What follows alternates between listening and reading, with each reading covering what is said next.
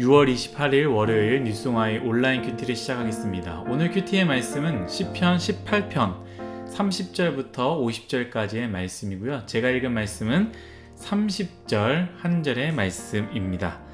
하나님의 도는 완전하고 여호와의 말씀은 순수하니 그는 자기에게 피하는 모든 자의 방패시로다. 아멘. 오늘 여러분들과 함께 나눌 큐티의 제목은요, 여호와의 말씀은 순수합니다. 여호와의 말씀은 순수합니다입니다. 벌써 6월달이 얼마 안 남았습니다. 보통 큐티를 하다 보면 수요일 딱 지나면요, 벌써 수요일이네, 이번 주는 곧 끝이네 라는 생각이 듭니다. 여러분, 벌써 6월달입니다. 일주일의 수요일과 같은 날이죠. 곧 연말이 찾아옵니다. 연초에 했던 계획들을 돌아보시고 또한 우리의 삶을 돌아보면서 남은 반년을 잘 보냈으면 좋겠습니다. 오늘 시편의 말씀은 다윗의 말씀인데요. 성경책을 보면 어떠한 배경으로 쓰였는지 알 수 있습니다. 지난번 16편 우리가 같이 나눴을 때 전혀 알 수 없는 상황이었지만 이번 18편은 성경책에 배경이 쓰여져 있습니다. 무엇이라 쓰여 있냐면 여호와께서 다윗을 그 모든 원수의 손에서 그리고 사울의 손에서 건져주신 날에 다윗이 이 노래의 말로 여호와께 아뢰어 이르되 라고 쓰여져 있습니다. 다윗에게는 굉장히 기쁜 날이면서도 동시에 하나님에 대한 확신한 날입니다. 우리가 기도하지만 사실 100% 확신하면서 기도하는 사람 얼마나 있을까요? 하지만 기도하는 것들이 이루어질 때 우리는 확신하게 됩니다. 물론 다음날 또 까먹는 게 우리와 같은 인간이지만 간절하게 기도했던 것들이 이루어진 날, 정말 하나님이 나의 기도를 들어주셨구나 하면서 기뻐하지요. 다윗도 그날이었을 것입니다. 언제 죽을지 모르는 상황 가운데 다윗은 늘 하나님께 간구했고 믿음으로 하나님께서 날 지켜주실 거야 라고 믿었지만 다른 마음 한구석에는요, 우리와 같이 아마 나도 사울에게 죽을 수도 있겠구나 라는 생각을 했다라는 것이죠. 다윗이 사울을 피해 최선을 다해 도망가는 거 다 알지 않습니까? 심지어 사울에게 죽지 않기 위해서 적군의 나라에 가고 또 그곳에서 침을 흘리는 바보인 척하면서 생명을 유지했습니다.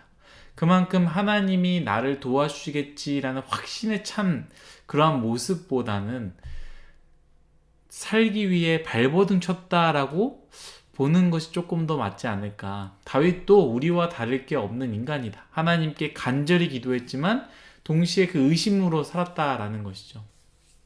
하지만 다윗에게 그 의심이 사라지는 날, 바로 오늘 말씀을 고백한 날, 모든 적들로부터 벗어난 날이라는 것이죠.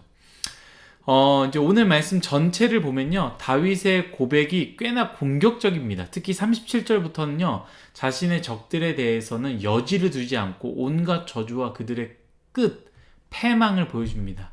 그런데 생각해보면 적들에 대해서 일말의 기회를 주지 않는 것이 사랑의 하나님과 너무 거리가 멀지 않습니까? 제가 한번 읽어볼게요.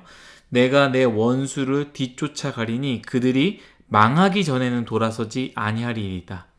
내가 그들을 쳐서 능히 일어나지 못하게 하리니 그들이 내 발 아래에 엎드려지리이다. 주께서 나를 전쟁하게 하려고 능력으로 내게 띠띠우사 일어나 나를 치는 자들이 내게 굴복하게 하셨나이다. 또 주께서 내 원수들에게 등을 내게로 향하게 하시고 나를 미워하는 자들을 내가 끊어버리게 하셨나이다 하고 뒤로 쭉 나옵니다. 그런데 기억해야 되는 것은 무엇이냐면 이 부분은 다윗이 자신의 하나님에 대한 고백이다라는 것이죠.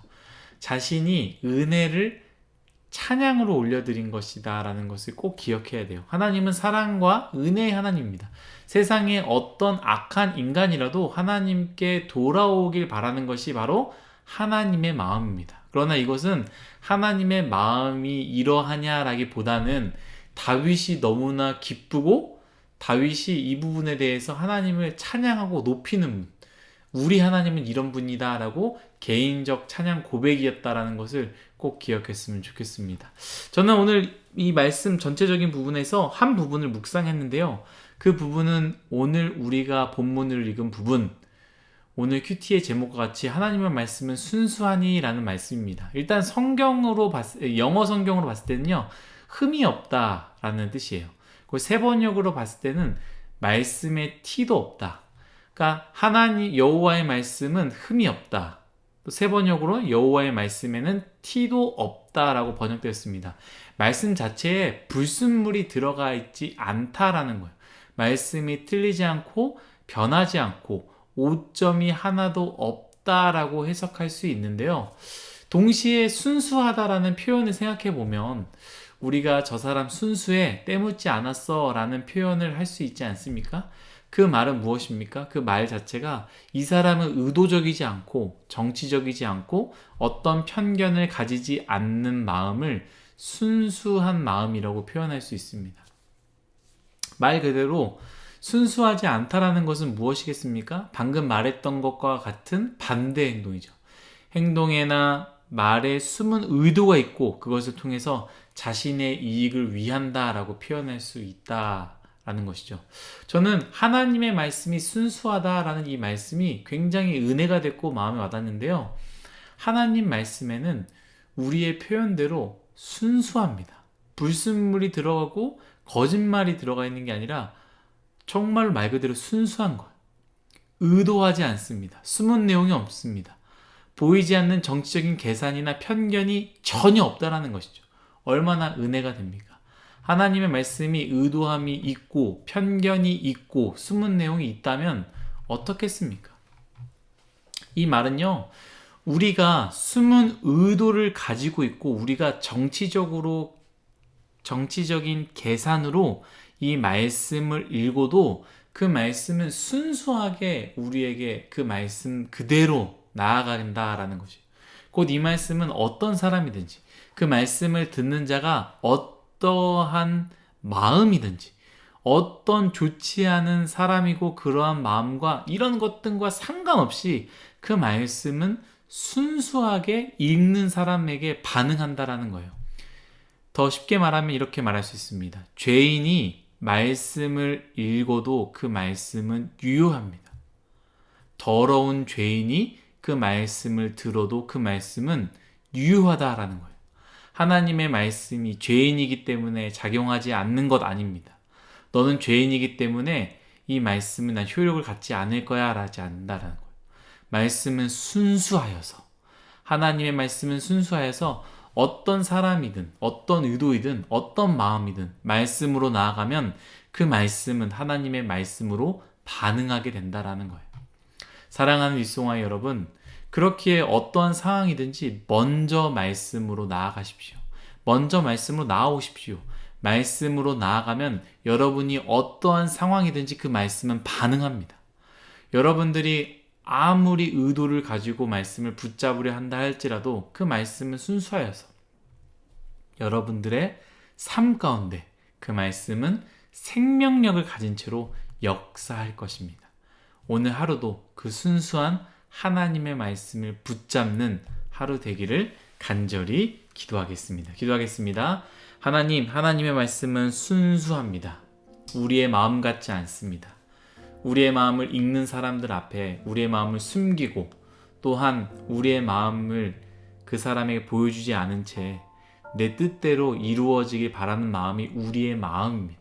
순수하지 않는 마음이죠. 하지만 하나님 말씀은 순수한 말씀입니다.